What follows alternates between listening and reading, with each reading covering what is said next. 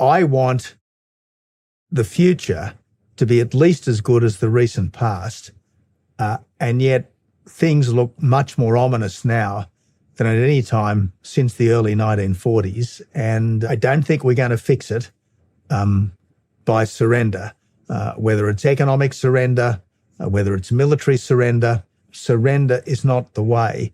A decent and self-confident approach is going to be best for everyone.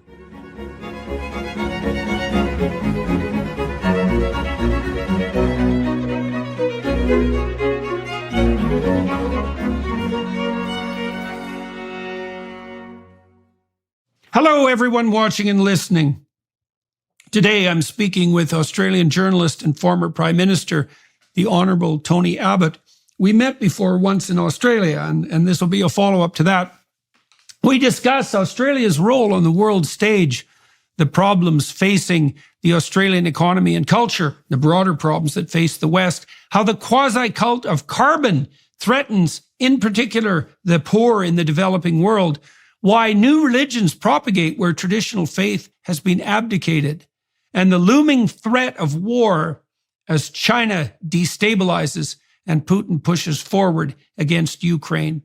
We also discuss our joint involvement in the Alliance for Responsible Citizenship, the ARC, which is a new venture grounded in London, designed to put forward a positive vision of the future that everyone could, in principle, be on board with voluntarily. So, Mr. Abbott, let's start by talking about Australia as a whole. I mean, what role do you think Australia plays on the international front now? Like, how do you think Australia should be conceptualized by people outside of the country? Well, Jordan, I think Australia is one of those wonderful countries which is big enough to be interesting and significant, but not so big as to be intimidating and threatening. And Australia's history is such that there's really no one anywhere in the world who has a grievance against us. And that's not true of so many other countries. You think of the United States, you think of Britain, you think of France, you think of Germany, you think of Italy, you think of Russia, you think of China. There are grievances that different countries have against all of those countries. All of those countries have great strengths as well. But Australia is one of those happy places which has been a welcoming home to migrants from all over the world. Yes, we fought on Britain's side in 2 world wars, and we've fought as America's ally in just about every conflict over the last 100 years that America's been in. And yet we've managed to do that while retaining, I think, our global reputation as a country which is free, which is fair, and which wants to be a good mate to the people and the countries of the world wherever we can. So that, at least in principle, lays open the option for countries like Australia, and I suppose this was true of Canada for a good while too, although I don't know if it is any longer, to play a role in, what would you say, being a good faith partner and brokering peace, for example. And so what problems do you think Australia faces at the moment? How are the issues that are broadly besetting the West, say on the cultural war front, making themselves manifest in Australia? Well, the problems that every country has all the time are essentially, how do we maintain our prosperity? How do we maintain our security? And just at the moment, this is perhaps a little bit more acute than usual. We've got all of the challenges which all of the Western countries currently face. We've got the risk of recession. We've got high-ish inflation. We've got all of the supply chain issues which arose from the pandemic, and then the conflict in Ukraine, then the degree of decoupling with China. So we've got all of those issues. We've got a particular problem with energy.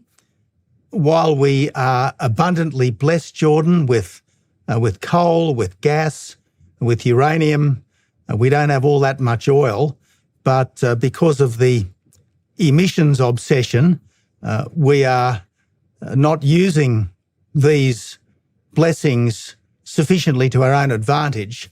So that's a particular problem that we've got. We're exporting our coal and our gas to the countries that are still only too eager to get it, but we're not readily using it as much as we should here. And then, of course, being in the Asia-Pacific region, obviously we're very conscious of China, in particular China under the Communist Party and the challenges that that poses. I keep saying that the disruption that has been caused globally by the Russian attack on Ukraine is small beer compared to the disruption that would be caused globally by any attack from the Beijing regime on Taiwan, given its much greater significance in the world economy and given the effective security guarantees that the United States has always given to Taiwan. So look, those constant challenges of security and prosperity are particularly acute right now. You ask about the cultural issues which are afflicting the West. We may be maybe 5 years behind America, maybe 3 years behind the United States, the United Kingdom, but we have them here too, Jordan. Our universities are more into brainwashing than the best that's been thought and said. Our schools, they're nice places in the sense that they want to teach our kids to be nice to each other, but I'm not sure that there's that much rigorous learning going on, or as much as it should.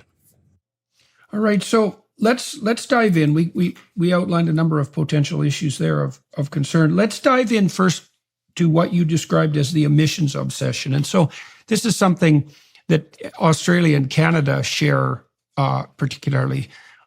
Canada is blessed on the fossil fuel front, and we have vast reserves of uranium as well. And we are doing everything we can at the federal level in Canada to scuttle the oil and gas industry in favor, hypothetically, of renewables, which is a really bad idea in a country like Canada, which is massive and completely inhospitable to human life.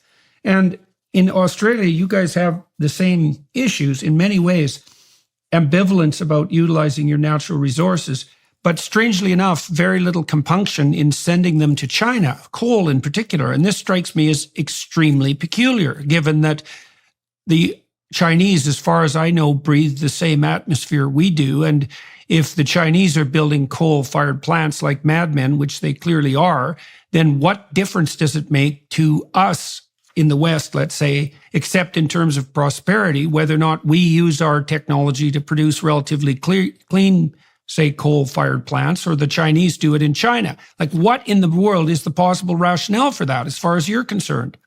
Well, Jordan, I find it as mysterious as you do. We are inflicting gratuitous economic damage on ourselves without doing any good to the global environment by refusing to use coal and gas in this country while exporting as much coal and gas as we can sell to others, particularly China.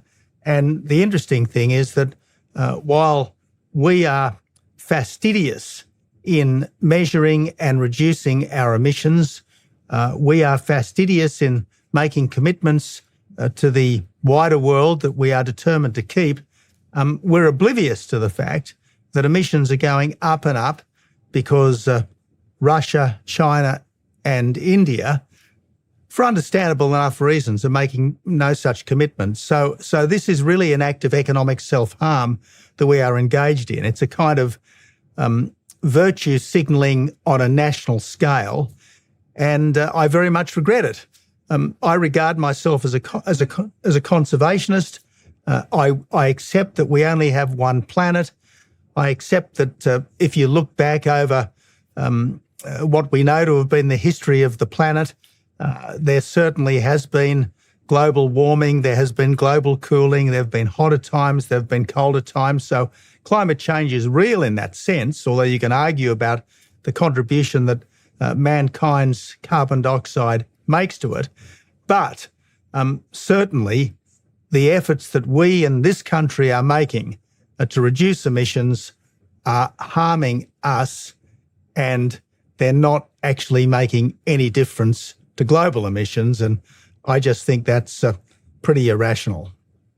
Well, it seems to me that you could make a case that not only are they doing no good on the global emissions front, that in places like Germany, these idiot green policies have actually made the emissions situation worse. And so, one way you could conceptualize this that sort of cuts across the political argument problem is that if the green policies that have been implemented by countries like Germany fulfilled their own mandate, at minimum, you could say that they have some credibility.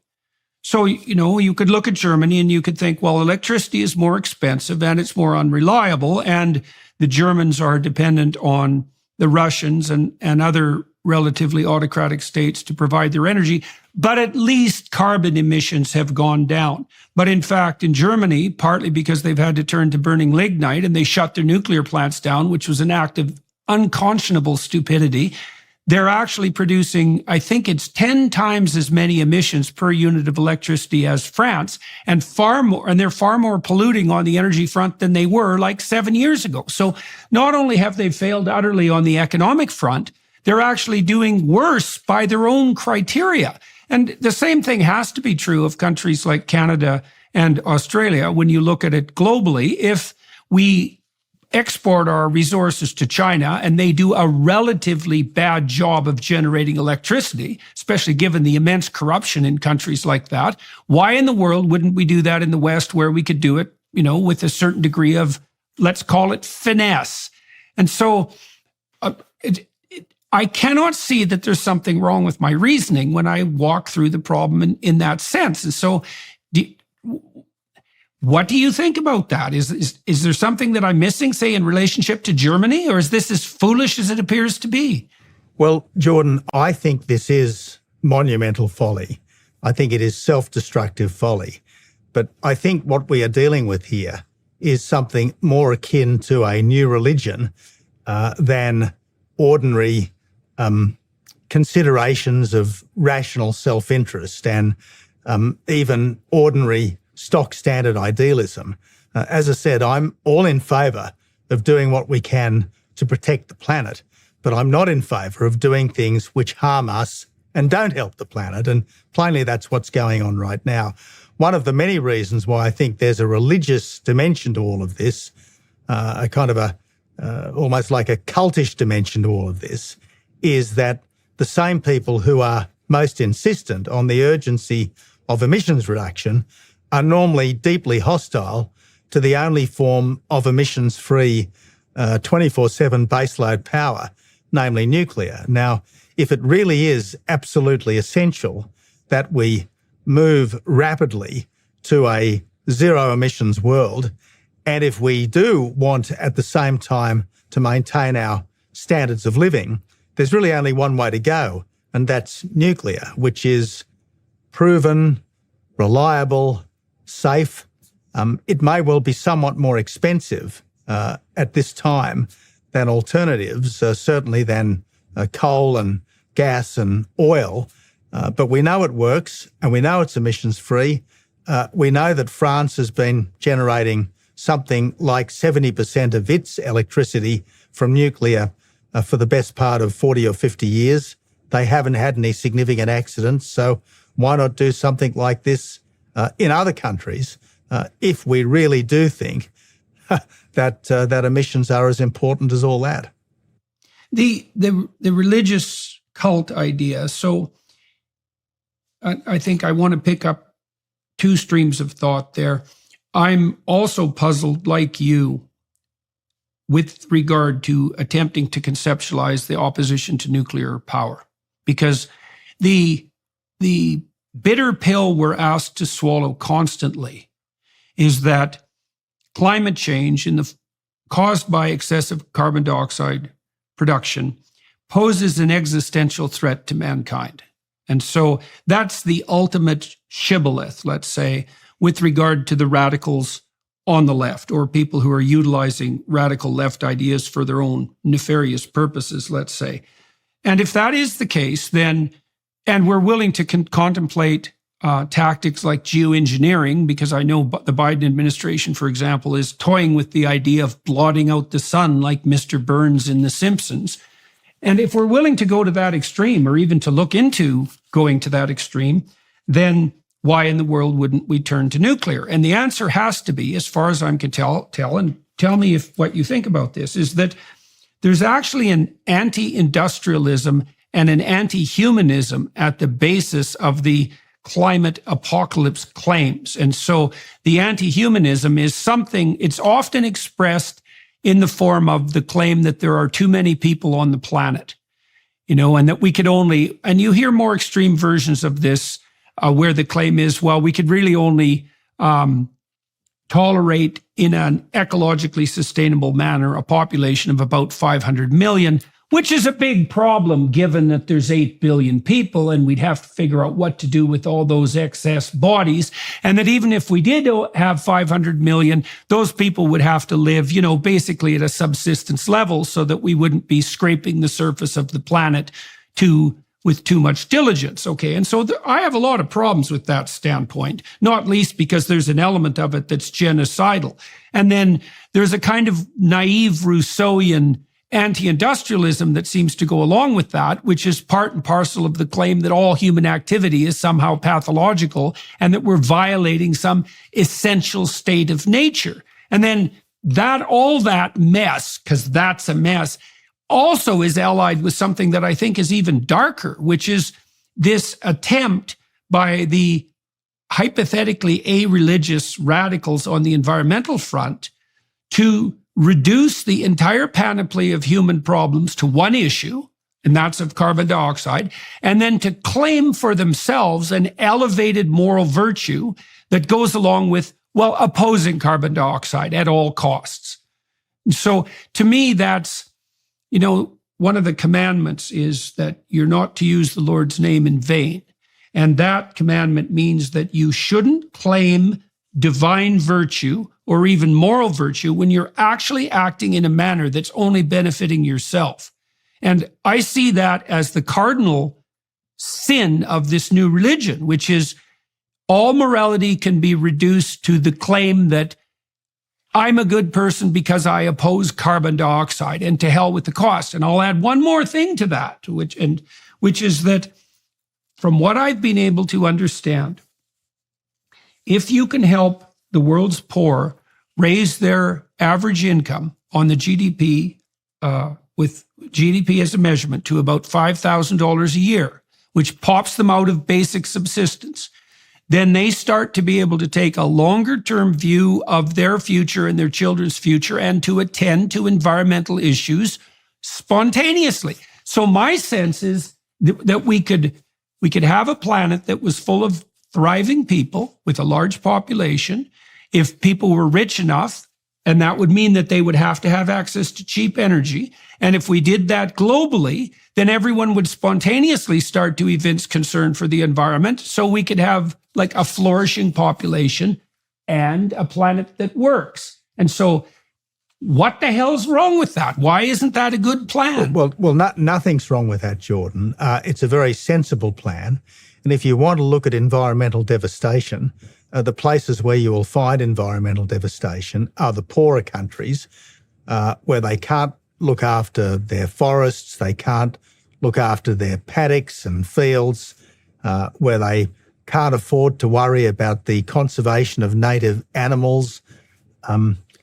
It's really only the better off countries where we can take all these things seriously, because in the other countries, they're embarked in a constant struggle just to stay alive. And this is why, as you say, if we want a better environment, and if over time we want the world's population to stabilise and perhaps even reduce a little, if you look at what has already happened in many of the more developed countries, let's do what we can through trade and through the encouragement of better governance. Let's do what we can through the encouragement of decent education and the liberation of minorities. Let's do what we can to try to bring what are currently the most impoverished countries up to, as you say, a better level of life.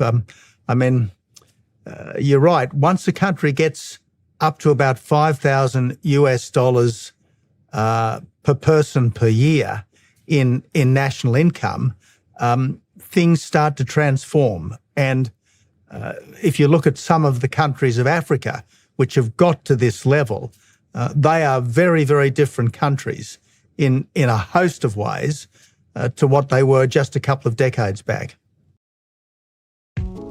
The October 15th tax deadline has just passed. I know many of you might be dreading the stress of filing your taxes. Filing your taxes can be a long, excruciating process, but if you fail to file, you'll start to pile penalties on top of your tax debt. That's why you need to check out Tax Network USA.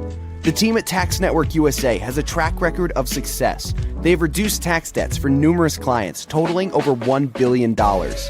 Whether you're looking at a $10,000 or $1 million tax debt, they can help you with a settlement. It doesn't matter if you haven't filed in 1 year, 5 years, or even a whole decade. Tax Network USA is equipped to secure the best settlement for you. The expert attorneys and tax professionals at Tax Network USA can help resolve all tax cases no matter how they started. Don't let tax debt control your life any longer. Take the first step toward resolving your tax issues by visiting taxnetworkusa.com/Peterson. That's taxnetworkusa.com/Peterson today. Right. Well, I know that you have recently agreed to participate in this Alliance for Responsible Citizenship conference and movement that we're organizing in London in October. And I mean, part of our vision on the energy and environment front, well, it's two-dimensional. The first proposition is stemming off of what we've already discussed, is that we don't have the moral right to sacrifice the world's poor, either in the West or in the developing world, to our narrow green agenda, especially because it's not going to work anyways, and it puts all these people at risk. And so you see this very strange conundrum, right? Because the left, in principle, historically, has been the voice of the oppressed and the working class, and particularly, let's say, strong voice for the poor. But when you see now what's happening, that the radical environmentalist types in particular seem to be willing to sacrifice the world's poor at the drop of a hat to not make any progress whatsoever on the planetary salvation front, right? Like I said, it would be different if they could point to any successes whatsoever on the alternate energy front that have actually produced a positive outcome. Instead, you see Germany, you see the UK, where energy prices are much more expensive than they were before and much more unreliable. So how do you understand, and this is maybe where we could start touching on issues, broader issues of faith. You know, you characterized this anti-industrial environmentalist movement as a religious enterprise. It's like, how do you, and you've been involved in the political game for a long time. How do you understand the fact that these policies have started to become dogmatic doctrine, and that they're being pushed so hard, across the political spectrum? The Tories in the UK are worse on the net zero front than the lefties, or at least as bad. So how do you understand how this happened, given that it's so preposterous? Well, that's a very good question, Jordan, and let me just give you one little anecdote, which I think might be telling. The other week in London, I went to the famous Farm Street Jesuit Church. We got to the prayers of the faithful, and one of the prayers of the faithful was about the rapid decarbonisation of our society. Now, I don't normally stand up in church and object, and I wasn't going to break the habit of a lifetime on this particular day, but I did suddenly decide, well, bugger it. I went online, found the parish website, and sent a note to whoever was the parish recipient of this thing, saying, why the hell are you doing this? the other day, Father Dominic sent a response to me saying that we have a moral obligation to reduce our emissions as quickly as possible, to which I said, well, sure, but don't we also have a moral obligation to try to ensure that poor people in rich countries and poor countries more generally have access to the affordable energy that they need in order to have a decent life? Now, I don't expect to get a response from Father Dominic or anyone else from the Farm Street Jesuit Church, but I do think that what we're seeing here is one of the many byproducts of the decline of what I would regard as a more substantial faith, because we human beings tend to be creatures of faith. Maybe it's because we need faith. Maybe it's because there's just something out there drawing us to faith. If we don't have faith in our countries, if we don't have faith in our God, if we don't have faith in the religions that have stood the test of time, we'll find new things to have faith in. And even in the heart of Catholicism, we now have this green thing, which I think is strange, unsettling, fundamentally foreign, and it can lead nowhere good. So I've been thinking about this issue of needing faith for a very long time, and the classic objection of the rationalist materialists, I'd say the atheist rationalist materialists, is that you shouldn't have faith in anything for which there isn't proof. And, there's a certain amount of, you can give a certain amount of credence to that viewpoint because it helps protect you against believing evidently counterproductive and foolish things. But I think the idea that you can't have faith, or that you don't have to have faith in anything that isn't factual, is misguided. And here's why. So tell me what you think about this. Well, the problem with human beings, or a problem with human beings, is that we're fundamentally bounded by our ignorance. And so, for example, if you embark on a marriage, you have to take a vow. And in principle, it's an unbreakable vow. And the reason you do that is because you have to jump with both feet with your partner into a kind of abyss. And the reason you have to do that is because, well, what the hell do you know? You don't know what's going to happen to you in your life. And so you take this person and you say, as a show of good faith, we're going to bind ourselves together, predicated on the assumption that we'll be able to handle what comes at us better as a honestly communicating and loving couple than we could do with sequential relationships or alone. Now, we don't know if that's true, but we're going to spend our whole life giving it our best shot. Okay, well, that's an act of faith because you don't have the evidence for what's going to happen in your life in front of you. Right, okay. You do the same thing when you take a new job, right? Whenever you make an important foray, you have to say, I believe this could work if I abide by this particular set of principles. And that's an act of faith. Okay, so that's ineradicable. Then, you said there's something drawing us to faith. And so this is how it looks as far as I can tell. It's that, first of all, some things have to be more important than others. Because if they're not, you can't do anything. And the reason for that is that if you're going to do something, you have to do that thing instead of all the other things you might have done, or instead of nothing. So you have to prioritize. And as soon as you prioritize, you have a hierarchy of value. And that means that if your hierarchy of value is internally consistent, there has to be something at the top of it. Now, the classic Judeo-Christian answer to that conundrum was that something like truth and love, the spirit of truth and love, should be at the pinnacle. And that should be expressed in honest discourse, for example. That's part of the worship of the word. And now, if nothing is put at the top, then there's nothing at the top, and you have disunity and confusion. And so the only alternative to organizing your perceptions and your actions in a hierarchical manner with something at the top is confusion and disunity. There's no third choice.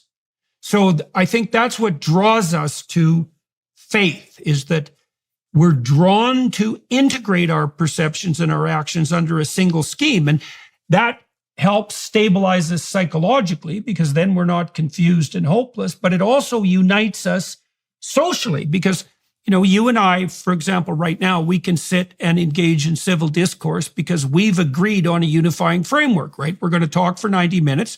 We're not going to play any tricks on each other, and we're going to see how that goes. And that means now we can cooperate and compete in a peaceful manner. Okay, so I don't see that any of that is replaceable. Now, you pointed out that if we don't have faith in one thing, we're either going to have faith in nothing or in something else. And it does seem to me to be the case that, Gaia, the Earth Mother, has risen up as an alternative to, let's say, Yahweh and the classic uniting God of the West. And that doesn't seem to me to be a reasonable replacement. Well, I agree with you, Jordan. And look, the things that really matter can't be proven. Certainly they can't be proven in the way that a mathematical formula or some scientific experiment can be proven. We can't prove that the people close to us really love us. They can't prove that they are really loved by us. We have to take all this stuff on trust. And similarly, we absolutely need an important purpose to our lives, which is above simple survival, simple pleasure, just the basic satisfactions that an animal might seek. We need to have a purpose, and whether the purpose is looking after our loved ones, whether the purpose is being very good at a necessary but quite possibly simple job that we do as well as we can, whether the purpose is love and respect for the God that we think is our creator. Every single human being, to live well, needs a sense of purpose to his or her life. Once upon a time, it was, I suppose, civic-mindedness. In the case of some, it was family commitment. In the case of others, it was a sense of the divine. In the case of still more. But all of those things are much weaker today across the West than they were a generation or two back. But because we are faith-focused people, we will seek other things, and it might be money, it might be pleasure, hedonism in all its forms, or we might find some alternative, a kind of green cult, if you like, or a climate cult, if you like, saving the planet not from the devil, but saving the planet from a climate apocalypse that might fill that gap. Now, again, I say, I think all sensible people should be conservation-minded. I don't want to see beautiful buildings demolished readily. I do not want to see our flora and fauna devastated. I take infinite satisfaction and delight in the waves rolling in at Manly Beach when I get down there of a morning on my longboard. I love to see the dolphins in the distance and occasionally the spout of a whale. Magnificent, absolutely magnificent. But you can't worship that. And certainly this idea that we should fixate on man's contribution to carbon dioxide emissions, I just think is odd. All right, so let's walk through this a little bit more conceptually. So about 40 years ago, 50 years ago, psychologists started to analyze the manner in which the way people describe themselves aggregates. And they were looking at the underlying statistical structure of self-descriptive language. So here was the idea. We're going to study personality. Personality is reflected in language if we could analyze the statistical structure of language, we might be able to understand something more about personality. And so psychologists did this. They aggregated great bodies of descriptive phrases and sentences and adjectives and found out by statistical analysis, kind of an early application of AI, by the way, that temperament had 5 dimensions: extroversion, neuroticism, agreeableness, conscientiousness, and openness. Now, neuroticism is the dimension on which all the negative emotions aggregate. So if you're more sensitive to anxiety, you're more sensitive to pain and frustration and disappointment and guilt. And that's like a baseline sensitivity to life's challenges. And so the higher in neuroticism you are, the more units of physiological preparation you undertake per unit of stress, right? And it's kind of a guess. Okay, now, one of the things psychologists discovered at the same time was that all of the emotions associated with attention to the narrow self were indistinguishable from negative emotion. So self-consciousness is actually a facet of neuroticism. And so to the degree that you focus on yourself, this is quite a stellar discovery, to the degree that you think about yourself, that you're concerned about yourself narrowly, you are simultaneously possessed by pain and anxiety. Right? Now, you kind of know that, because if you're out on stage and you're addressing a crowd and you get self-conscious, it's very uncomfortable. You blush, you lose your place, you stumble. The same thing happens to musicians if they're performing. And so self-consciousness is actually a disruption of the natural flow of events. Okay. Now, when people are looking for something that unites them, let's say, and that calls to them, they tend to look for superordinate identities that are outside the self. So you could say, well, you could find meaning in an intimate relationship, with your family, with your local community, with your state, with your nation. And then maybe there's something upon which the integrity of nations itself rests. I think that's the word in the Judeo-Christian tradition, by the way. And so you nest your identity in these superordinate elements. And that's also an element of faith. And that takes you, well, the benefit on the hope side, you said people have to have something to strive for. If you don't nest your identity in these superordinate social organizations, then you end up impulsive and hedonistic and self-focused, and that makes you hopeless and miserable. Correct. So that seems to be a bad solution. Okay. So all right. So we're in agreement on that. So let me ask you something more specific then. You are a very intelligent person. You won a Rhodes Scholarship. That's a very difficult thing to manage. You studied at Oxford. And yet, and I'm saying this as devil's advocate, you're also you're also a man of traditional faith. And so I might say, well, how is it that you have been able to balance your intellect, which tends, the intellect tends to have this corrosive, rational, doubtful element that can demolish traditional faith, for example, which is certainly something that's happened to many people and happened more broadly culturally. Why did your faith remain for you a central element of your being? And how have you reconciled that intellectually? Well, this might sound a bit odd, Jordan, but I think that humility is incredibly important to a successful life. I mean, you've got to, in a sense, lose yourself to find yourself. You've got to, in a sense, forget yourself to fully flourish. And I guess one of the things that I'm very conscious of is that I don't have all the answers. I don't have all the experience.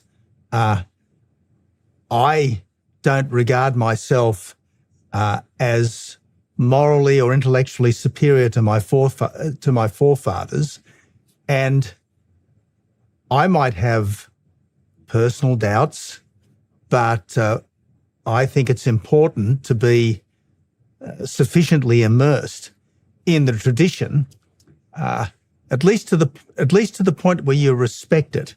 and you allow it to work its magic on you. And look, my personal faith waxes and wanes. One of the many reasons why I never further pursued something that I did for a couple of years, namely the Catholic priesthood, is because I didn't think I had enough of a personal relationship with our Lord and Master Jesus Christ to be able to communicate that to people and persuade people that they too could have it. But nevertheless, the fact that my faith was insufficient to move mountains doesn't mean that I don't respect it. It doesn't mean that I don't strive after it.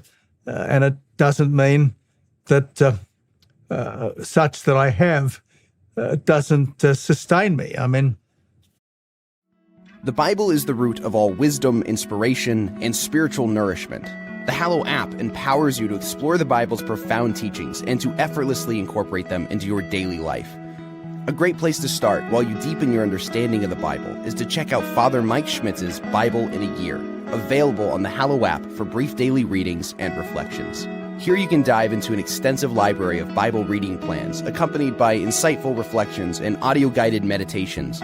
Whether you're a seasoned Bible reader or just starting your journey, Hallow provides a platform for you to engage with Scripture like never before.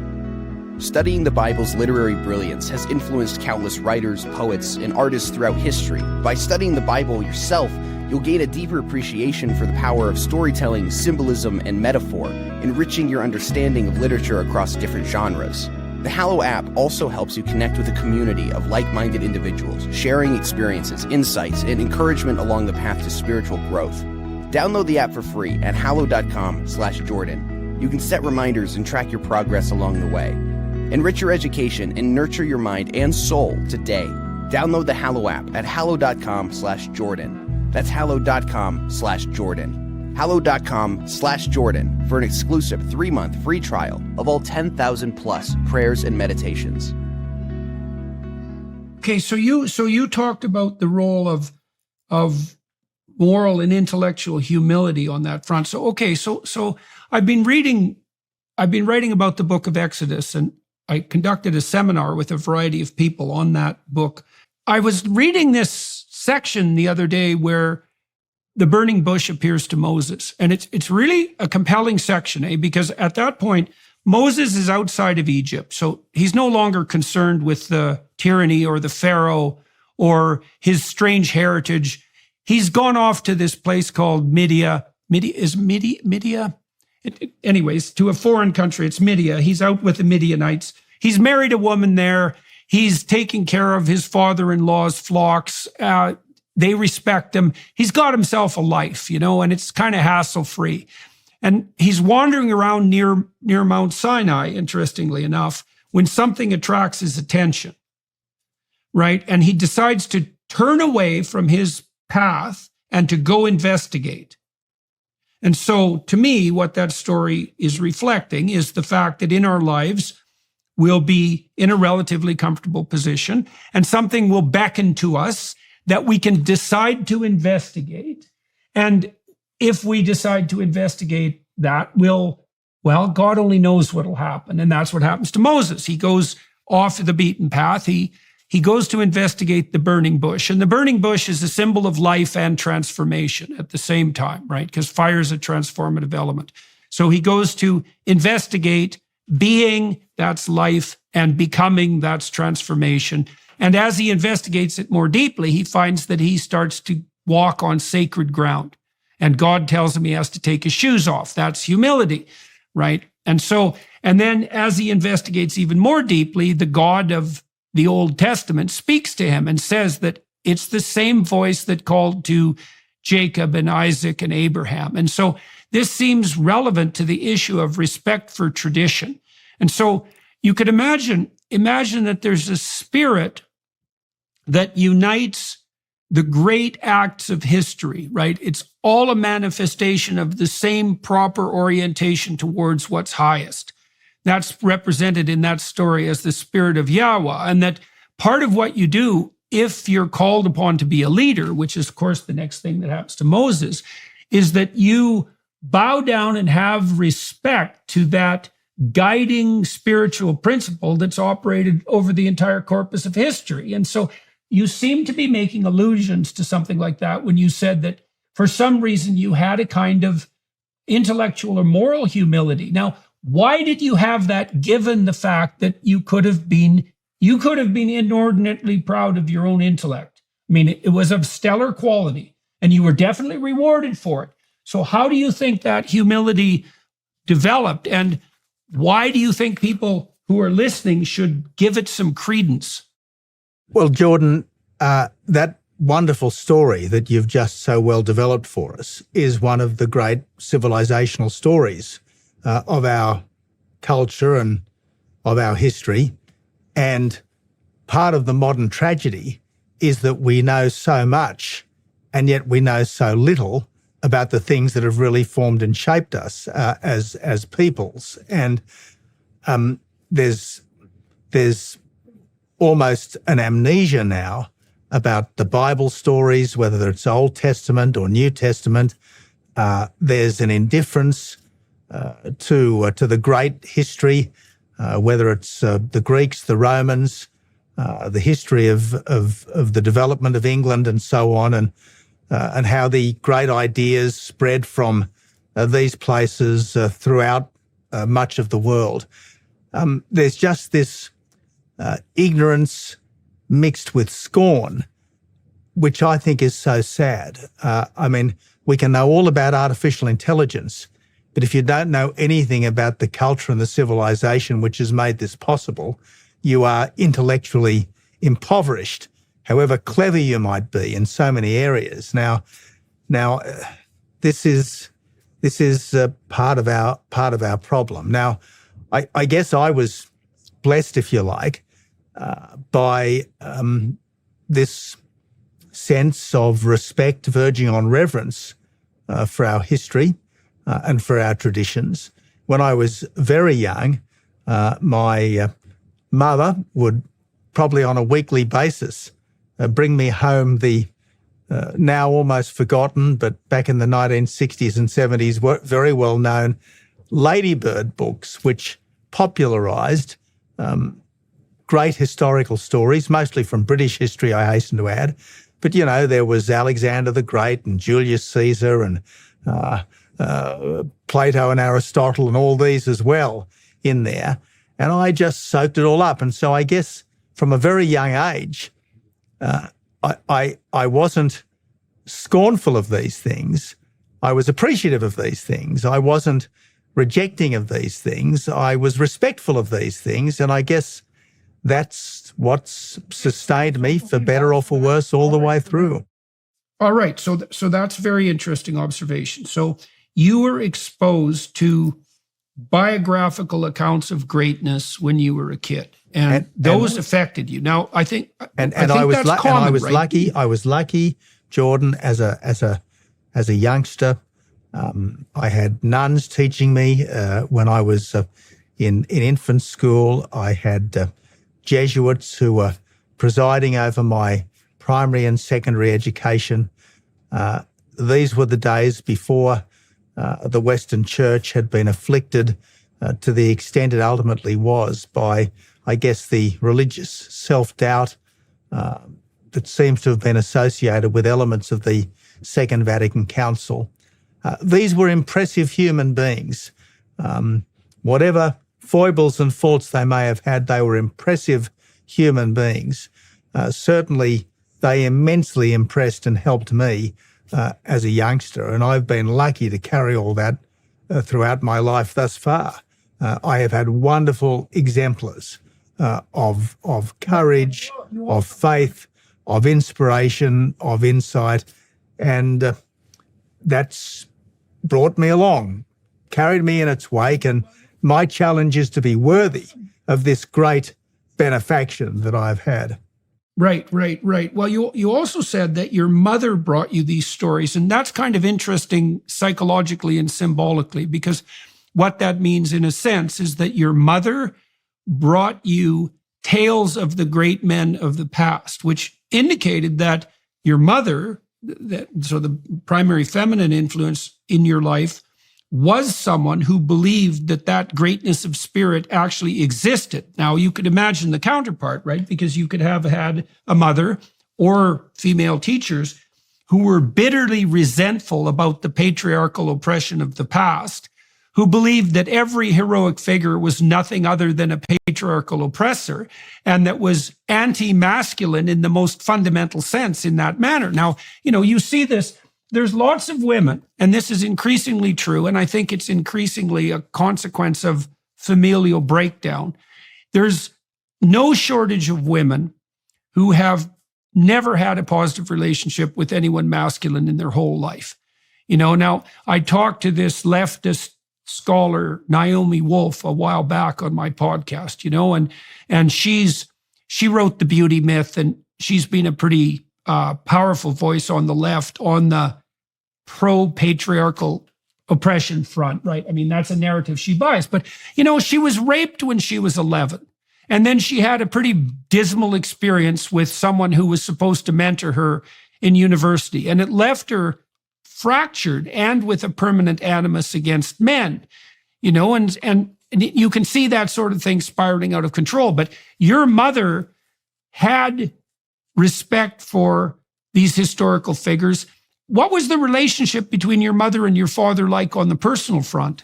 Look, I don't claim to have seen every intimate moment, so to speak, but my mum and dad had a long and, I think, pretty successful marriage, and they raised 4 kids who have turned out to be okay. All of us respected my mum's still alive. All of us respected our parents very much and have done our best to honour them. But look, I absolutely accept, Jordan, that, again, to use a phrase that the Jesuits used to use back in the day, in a sense, we are all the product of those who have loved us or failed to love us. And I guess if you've come from an affirming and supportive, intellectually curious, capable family, you are more likely to turn out with a certain set of attitudes than if the opposite has been the case. And yeah, I can fully understand why someone whose experience of others has been bitter, how they might be less optimistic and outgoing. But if you believe, as I do, that most people most of the time are basically good, and if you think, as I do, that the challenge is every day to try to come closer to being your best self, well, that's a good way to live your life, because even if it's not perfect, at least you won't be consumed with bitterness. Yeah, well, that's something that can stop the tragedy from degenerating into hell. So that's at least a doorstop against the catastrophe of life. I've thought that through a lot, partly as a consequence of working as a clinician. I've seen people in very dire situations, and it's certainly the case that if Job-like tragedies come to visit you in life, you can make the situation a hell of a lot worse by becoming bitter and resentful. And you could point to the catastrophes and say, look, I have every reason to be bitter and resentful. And the proper response to that is, well, be that as it may, and you could well be right. If you go down that road, tempted towards it by the weight of your suffering, all that will do is make your suffering much worse and universalize it. See, that's what the book of Job concentrates on, so in such an interesting manner, because Job has absolutely every reason to lift his middle finger towards the sky and to curse God. I mean, God literally bets with Satan that Satan can't take Job out, and that's a pretty rough situation, right? But I think the moral of the story is something like, no matter what happens to you in your life, and this is a bitch of a thing to say, no matter what happens to you in your life, no matter how deep the degradation and the suffering, you are called upon to maintain faith in the essential goodness of being and to orient yourself upward. And that's a hell of a thing to ask of people. But Correct. The alternative seems to be degeneration into a kind of hopeless and bitter misery. Exactly right. And one of the books that I read as a youngster was Viktor Frankl's famous book, From Death Camp to Existentialism. Now, I didn't know too much, still don't know too much about the existentialism, but I do know that he survived that by virtue of focusing on the love he had for his wife, the love he had for his family, because if you have a why, as he kept saying, you can bear any how. The tragedy is that the modern world, while having less and less in the way of objective difficulties, has less and less of the why that will enable us to endure the how. So you talked about humility as a precondition for your development of a certain kind of respect for the accomplishments of the past. And, we could also talk about, so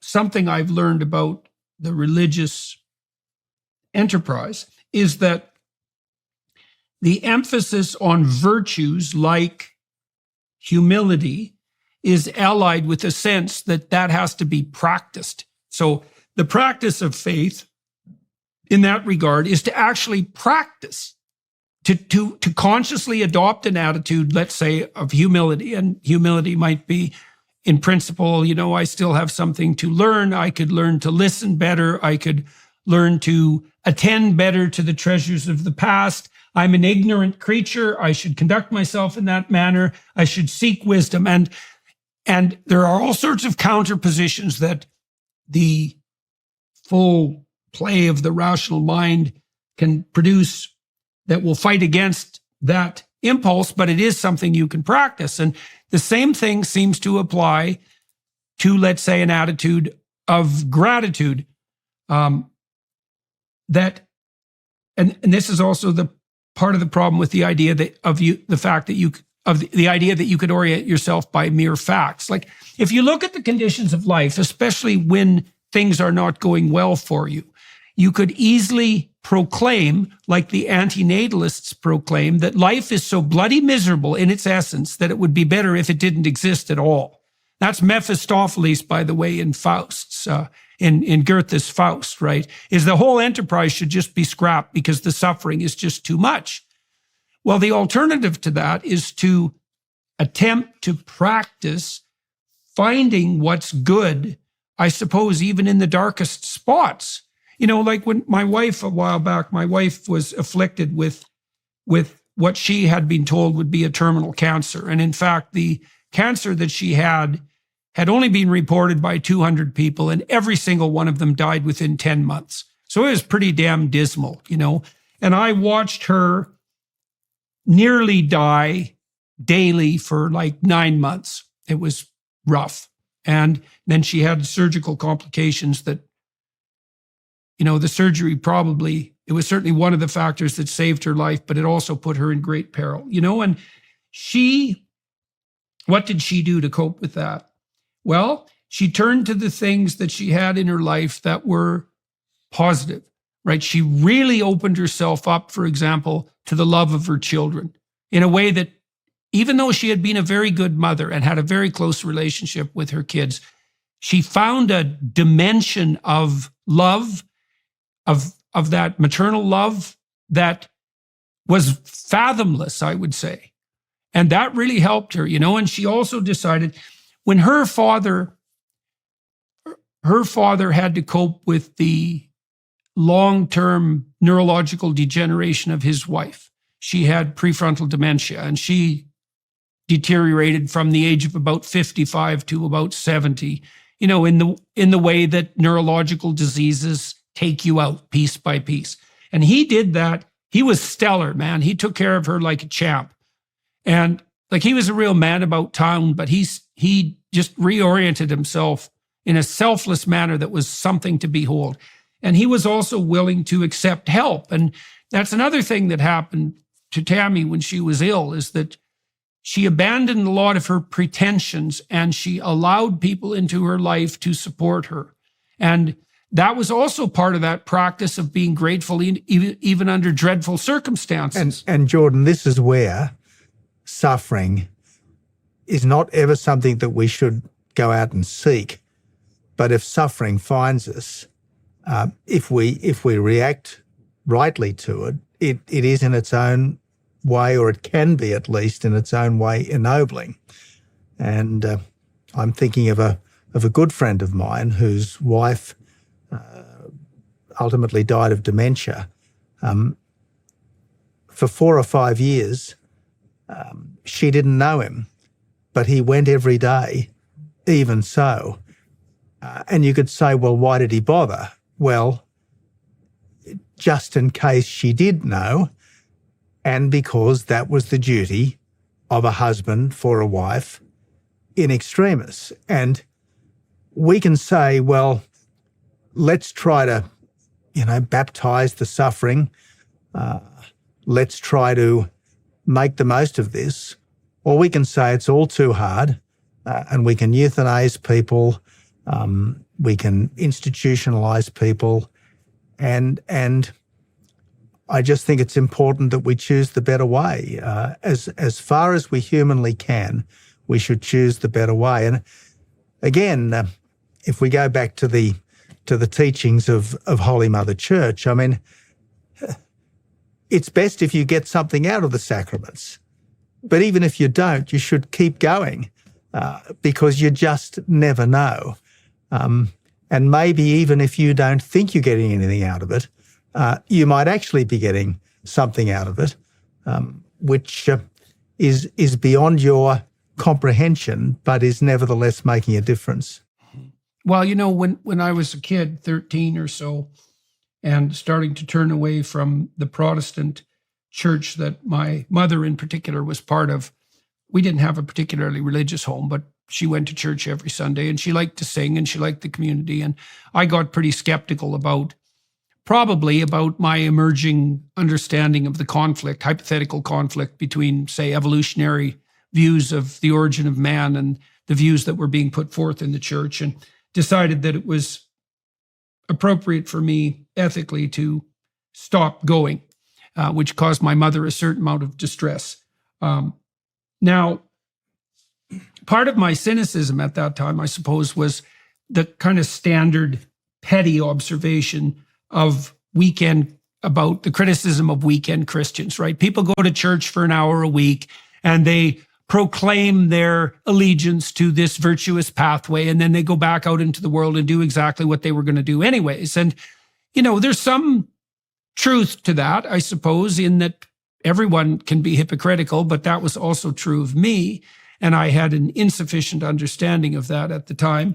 But I would also say, and this is to your point about what the practice might be doing for you, even if you don't understand it, is that, even an hour badly spent contemplating your own inadequacies, let's say in the form of sin, and trying to aim upward, seems to be an improvement over never doing it at all for even a minute. And which seems to be the alternative, right? Because once you scrap the church, and this is the sort of thing that people like Richard Dawkins and the atheist types would have us do, we'll just dispense with all that.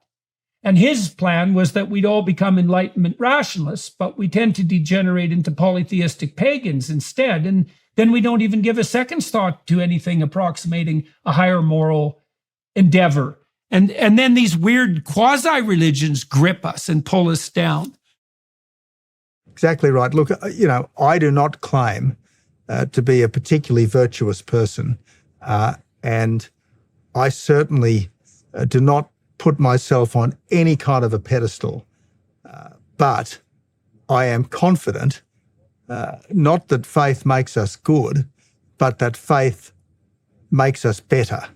And I am sure that I would be even worse but for the fact that I had a wonderful early beginning, and even now pretty imperfectly, I try to practice it all.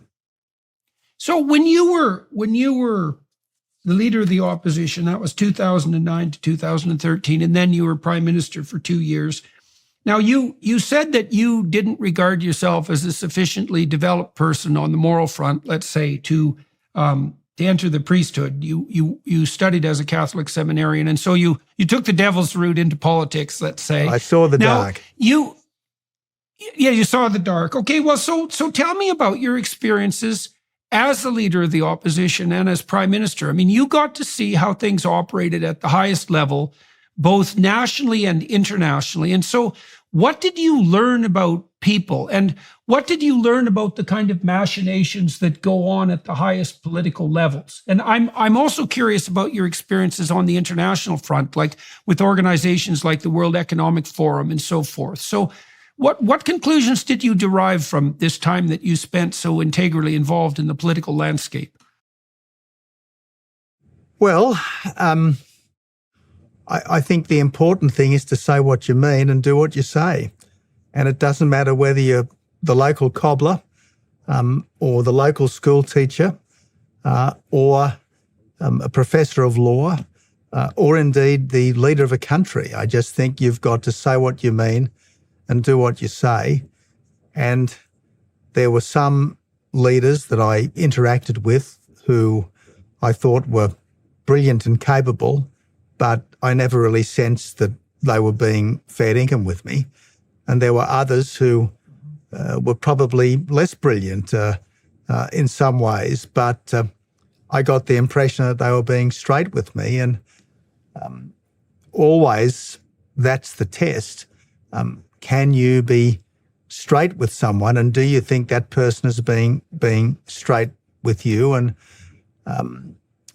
I guess knowing that the world is made up of all sorts of different people, some of whom will try to be helpful, some of whom will not try to be helpful, you've got to try to conduct yourself in such a way that the people whose welfare it is your duty to advance are as best as you can manage it, having their well-being advanced. So as opposition leader, it was my job to try to work out what the then government was doing wrong and what I might do that would make it less wrong or perhaps even more right. And then in government, it was my job to try to ensure that to the extent government can, it's making bad situations better, making good situations better, knowing that you're never going to make it all right. There are some things which you probably can't even begin to improve. So you've got to know what's within the purview of government and what's not really.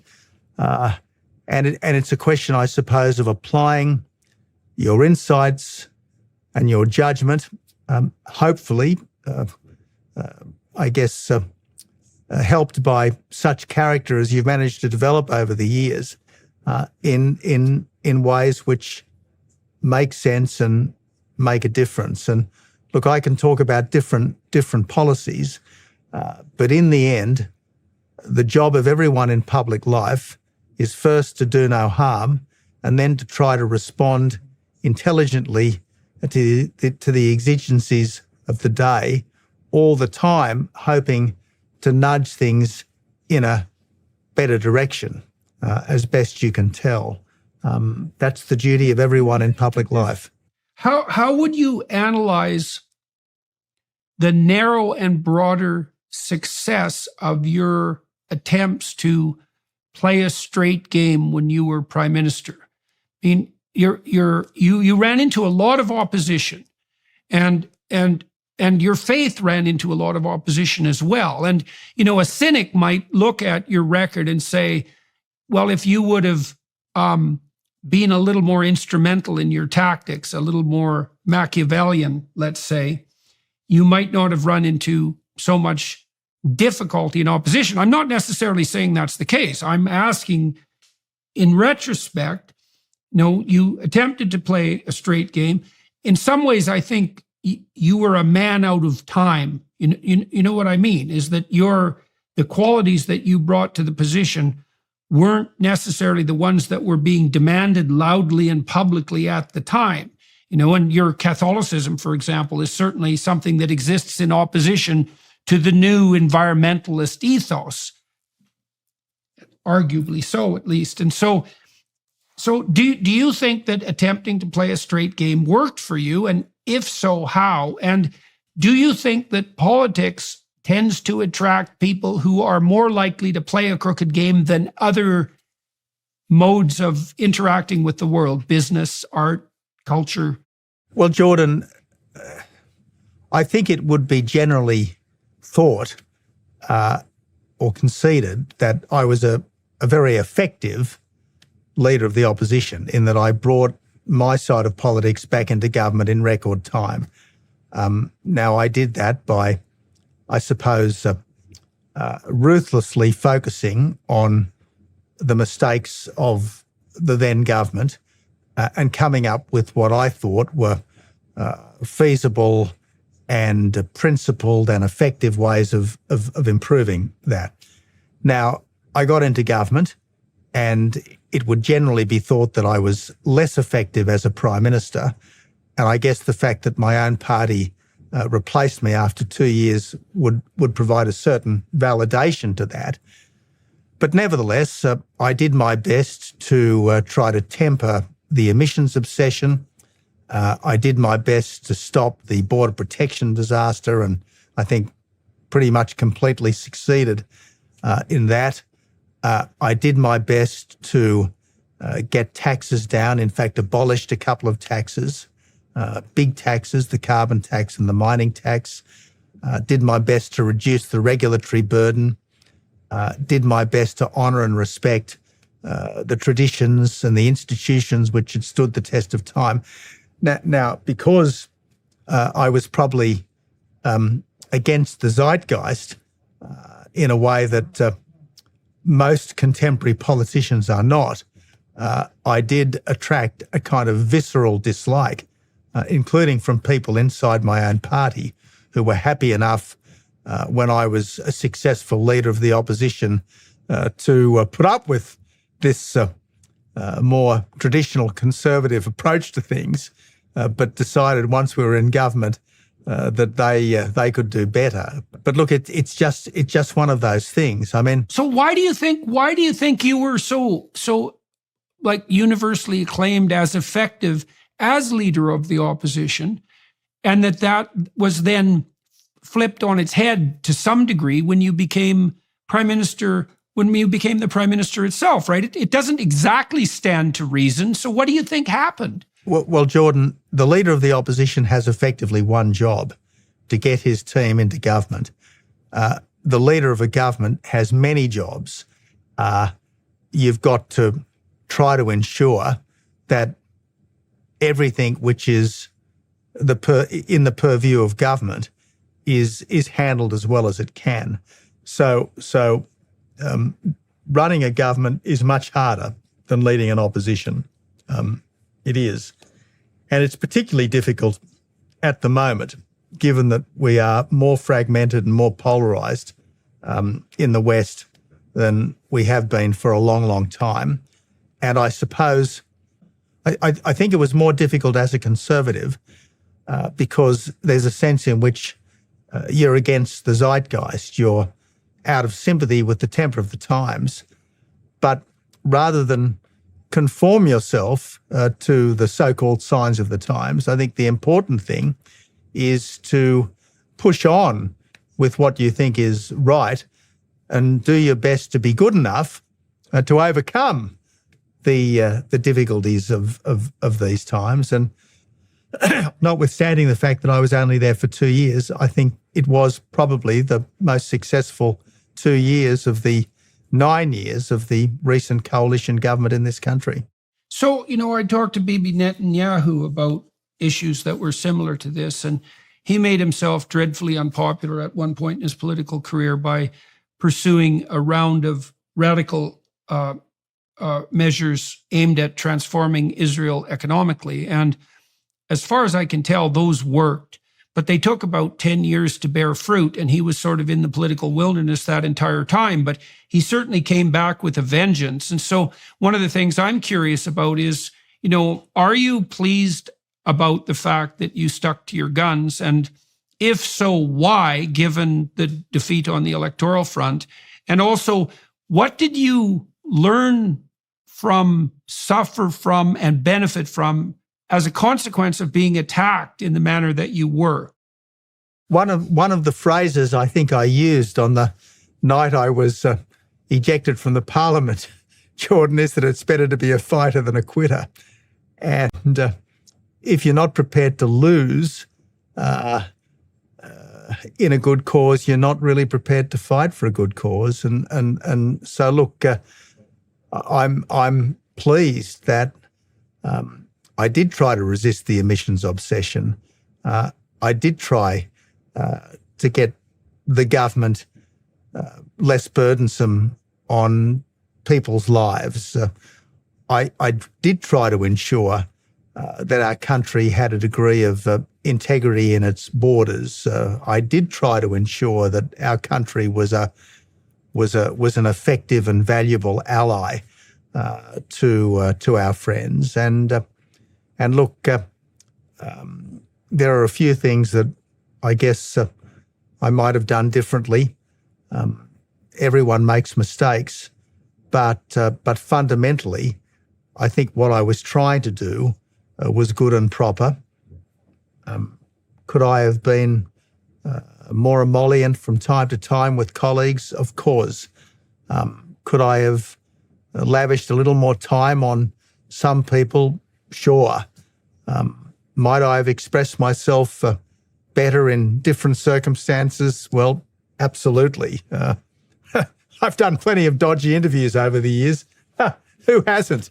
But I think the project, if you like, the purpose, if you like, was good and right, and I'd do it again in a heartbeat. What made you prepared to lose, do you think? Well, in the end, it's about trying to make a difference, and if you want to make a difference, you've got to strive for it. And if you're prepared to sacrifice that which you are striving for in order to win, it's not about the cause. It's about you. And this is the problem in our public life right now. Too many people seem to be about preferment, promotion. It's about them. It's not about the country. It's not about the cause. They would rather stay in office than make a difference. Yeah, it's a very narrow conception of self. I mean, one of the problems so if you look at the life outcomes of psychopaths, and psychopaths are particularly interesting, because they're completely self-interested in the narrowly selfish sense. But one of the interesting things about psychopaths is they betray their future selves just as badly as they betray other people.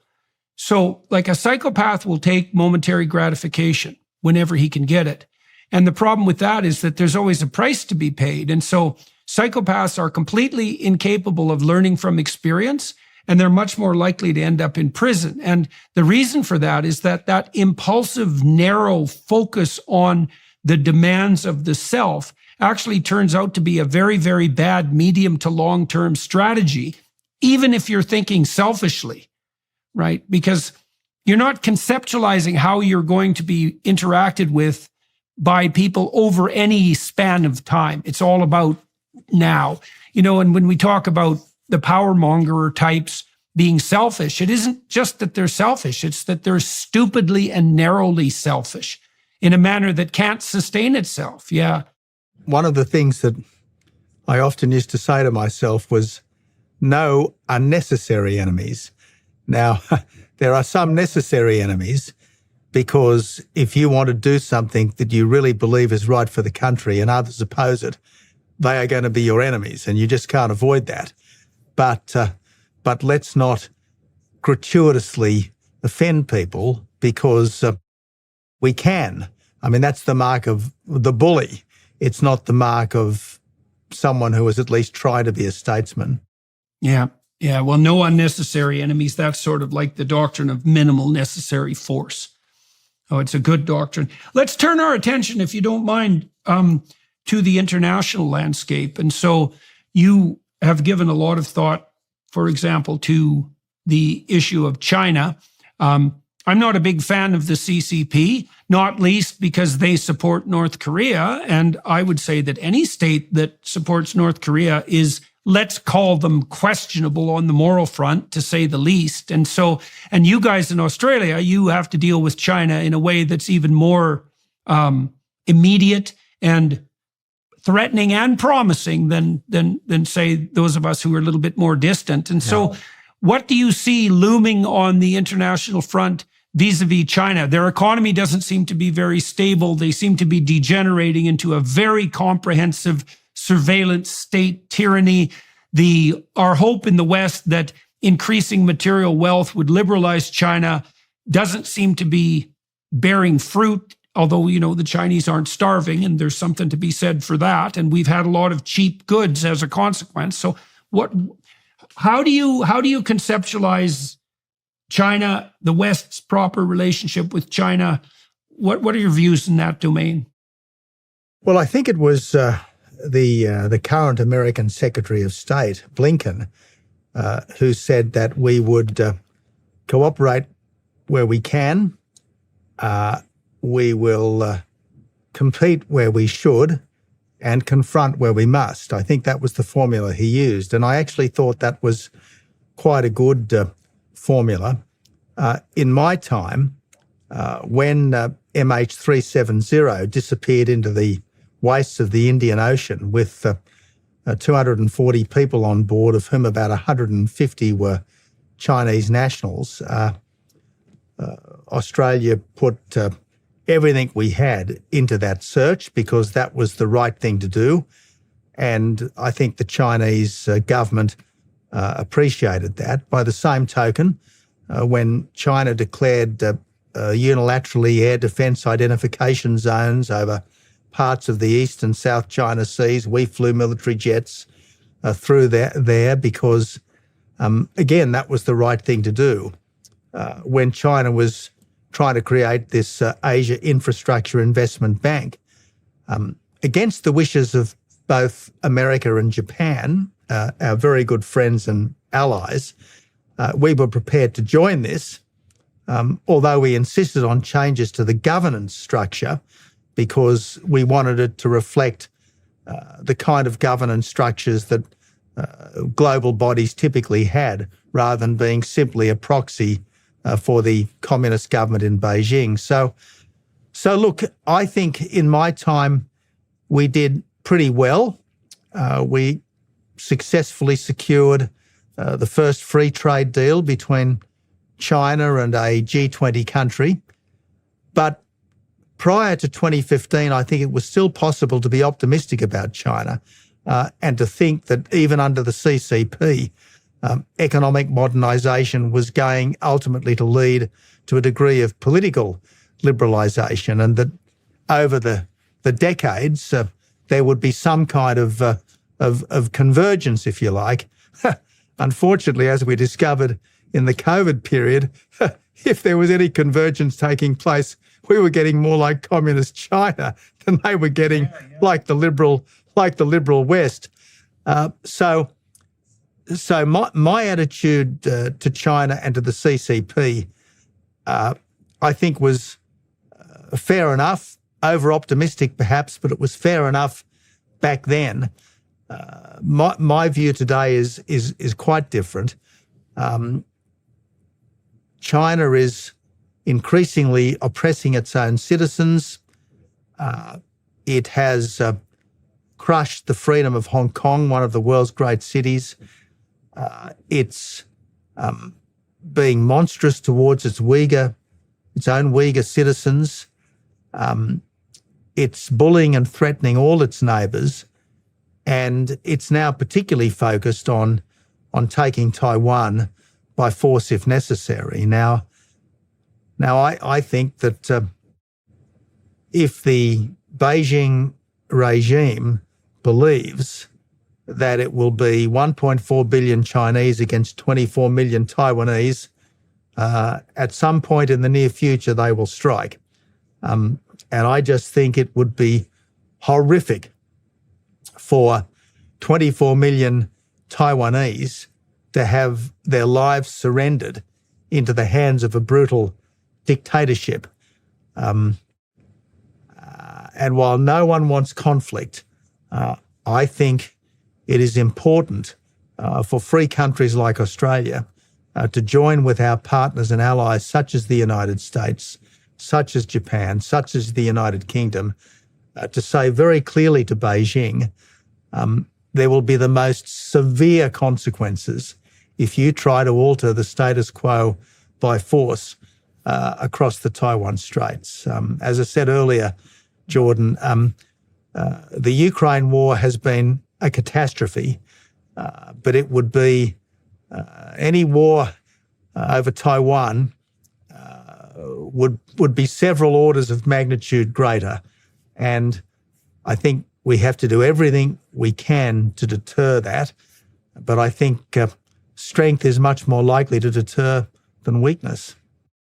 And so you seem to be quite concerned about the probability of a Chinese assault on Taiwan. And so, in my darker moments, I think, well, if I was running the CCP,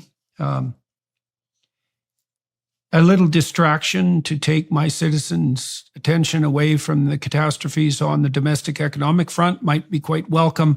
There's nothing that unites a fractious population more than a targeted enemy. It's a pretty easy thing to use propaganda to agitate for a vision of a unified China as it should be. And so it would be a lovely distraction. And you said, you take a peace through strength approach, let's say, and you talked a little bit, you made some allusion a little bit to deterring China. Like, what do you think that the West could do on the deterrence front that wouldn't increase the probability of a cataclysmic interchange between the West and China? See, the terrifying thing about China is that they're likely more willing to sacrifice their citizens than we are.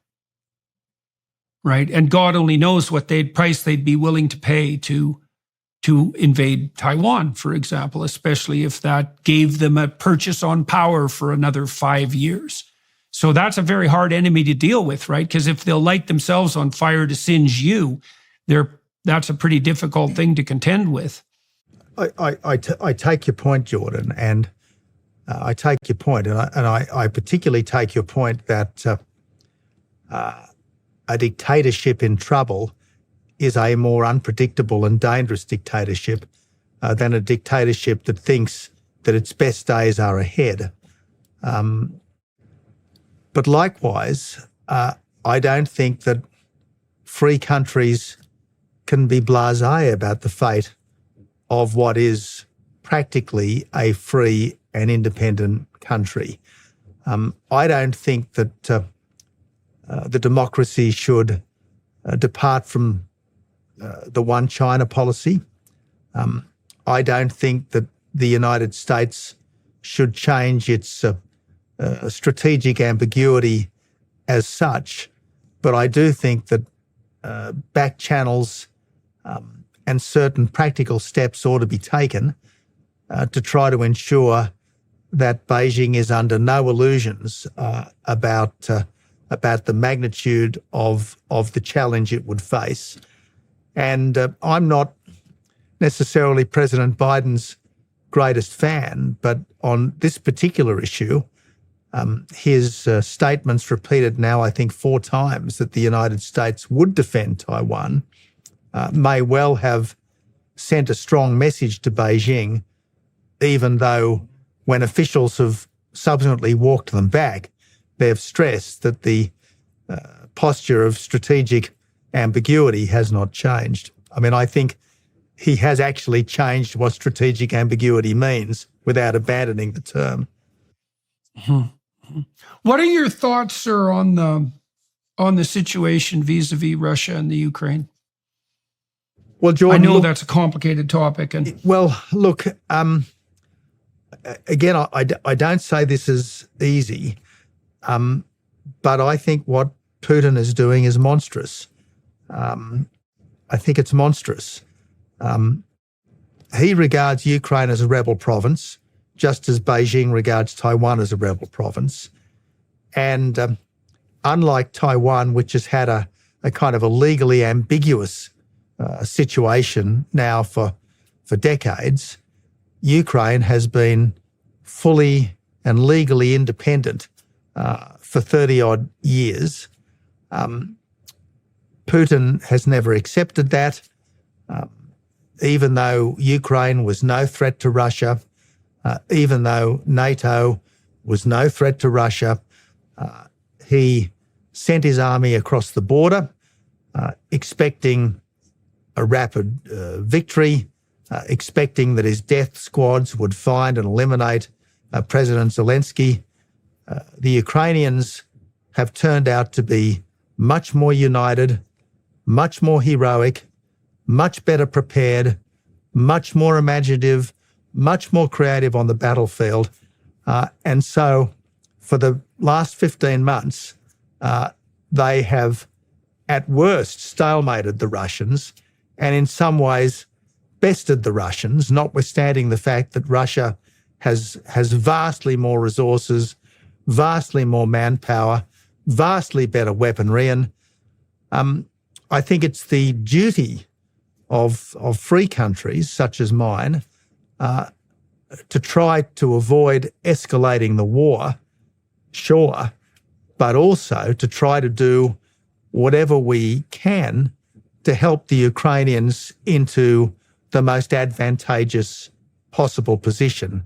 If things went optimally, let's say for the Ukrainians, but realistically, optimally for the Ukrainians and for the West, how do you think, what do you conceptualize as an ending? Because one of the things I've really tried to puzzle out is, well, what's the end game here? Like, if we got what we wanted, and by we, I mean the West that's supporting Ukraine, if we got what we wanted, what would that look like? Do you have a sense of that? Well, ideally, it would be Ukraine regaining every inch of its territory and driving every last Russian soldier off its land. Ideally, that would be what it looks like. Now, in the end, I think it's up to the Ukrainians to decide what they are prepared to accept. But at the moment, despite the fact that Putin is relentlessly and mercilessly devastating their infrastructure, pulverizing their cities, they are determined to fight. And the extraordinary thing is that this message that we got very, very pervasively prior to the 24th of February last year, that really there were the Western Ukrainians and then there were the sort of Russian Ukrainians. That appears to be largely a Putin-inspired myth. The Russian-speaking Ukrainians appear to have been almost as appalled by the brutality of the Russian invasion as everyone else.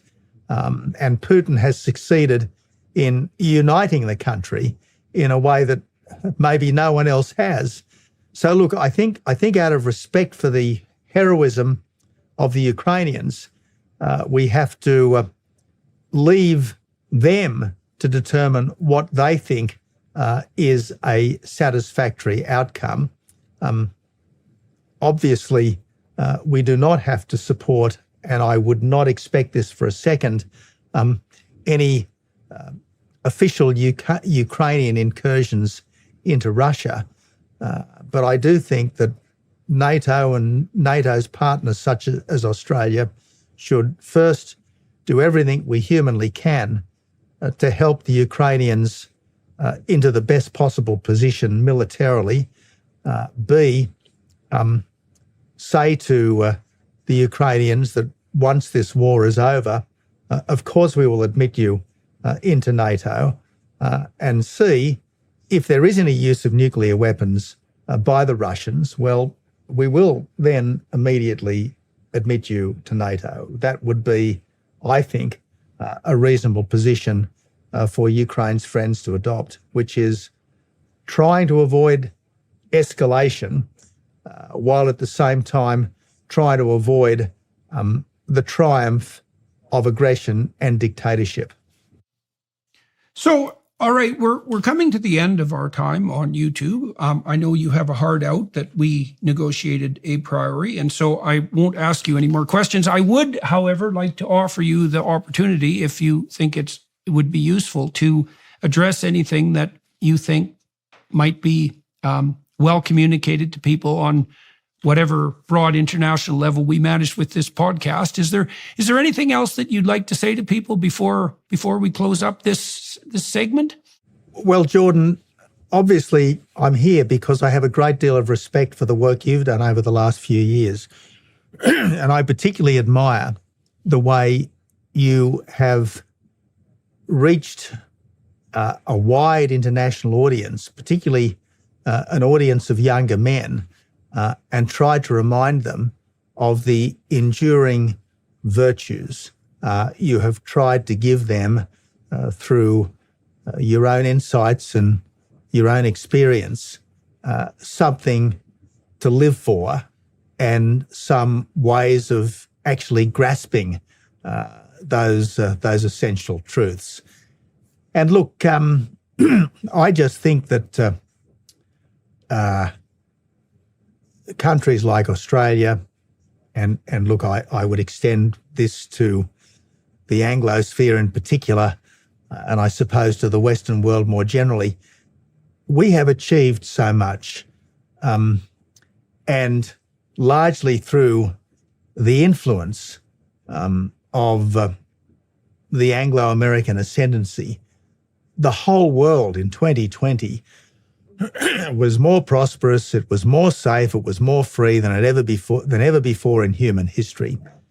And rather than despise and reject the values that created that, we should cherish and admire them.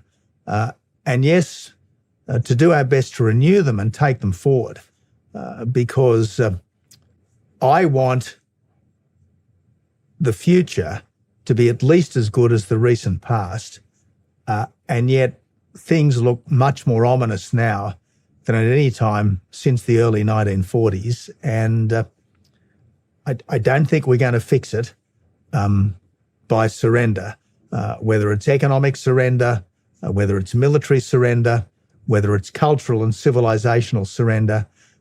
Surrender is not the way. A decent and self-confident approach is going to be best for everyone. Well, hopefully that's something that we can outline in more detail with this Alliance for Responsible Citizenship. And what was it that Churchill said at the beginning of his histories of the Second World War? In defeat, defiance; in war, resolution; in peace, goodwill; and in victory, magnanimity. I mean, something like that is what we need today. Yeah.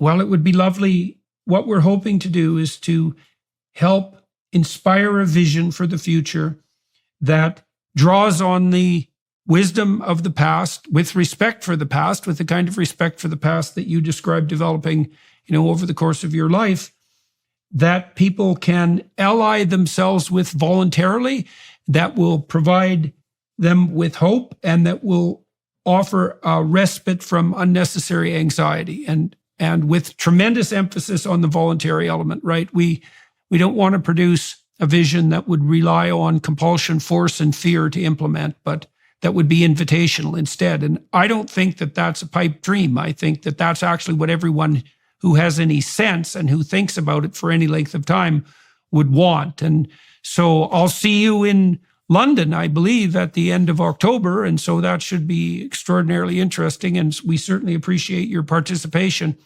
I'm looking forward to it, Jordan. Thank you. All right. Well, thank you, sir. Thank you to everyone watching and listening on the YouTube side for your time and attention, and to the Daily Wire Plus crew for facilitating this conversation. And thank you again, Mr. Abbott, for your time and your insight. And that's all much appreciated. We've had a lot of positive response in relationship to the ARC on the Australian side. And so that's been very heartening. And we're hoping that that'll produce all sorts of positive things in the future. So thank you very much, sir. Very good talking to you today. Thank you.